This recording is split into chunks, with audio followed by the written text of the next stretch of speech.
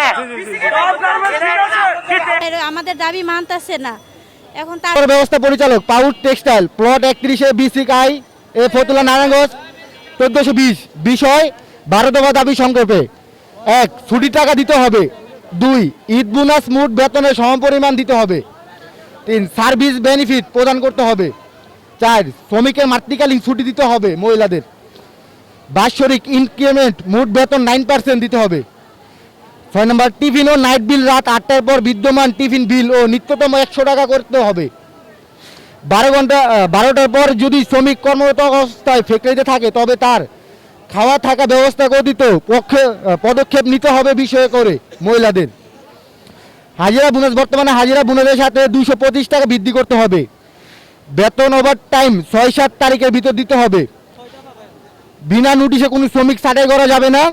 ফোরের ভিতর অযথা কোনো শ্রমিক অত্যন্ত ভাষ্যমান গালাগালি করা যাবে না। বিভিন্ন কারণে শ্রমিককে হয়রানি, মিথ্যা অপবাদ, জরিমানা করা যাবে না। কর্মরত অবস্থায় যদি কোনো শ্রমিক দুর্ঘটনায় ক্ষতি হয় তাহলে মালিক সম্পূর্ণ খরচ বহন করতে হবে। না, সরকার আমাদের বলছে যে স্যালারি বাড়ার কথা, এমনকি আশেপাশে ব্যক্তিতে স্যালারি বাড়ছে, কিন্তু আমাদের প্রাউডে এখনো বাড়ে নাই। আমাদের এটাই দাবি, মানে বাড়ছে যেটা, মানে সরকারি যে নিয়ম ওটা বাড়ে নাই। মানে সরকার যে নিয়মটা বলছে সর্বশেষ বলছে ওরা 4%, সরকারি নিয়ম 9%, ওরা বাড়ছে 4%। কথাই লাগেন আমাদের এই জন্য বিষয়। আর বিষয় হলো আমাদের নাইট বিল লাগবে। এই যে আমি যে এখানে যে 12টা দাবি বললাম, এই সম্পূর্ণ 12টা দাবি, এই সম্পূর্ণ 12টা দাবি আমাদের লাগবে। আমাদের মানে যাদের হেল্পার অপারেটর সবার মানে চেকম্যান তাদের বেতন সমান। তাই আমরা চাইতেছি নাস্তার বিল 10টা জমাত হলে 50 টাকা, 12টা জমাত হলে আমরা চাই 100 টাকা। তাই এরকম চাইতেছি। এখন আমাদের দাবি মানতেছে না। এখন তার জন্য আমরা আন্দোলন, আমাদের তারপরে ছুটির টাকা দেয় না।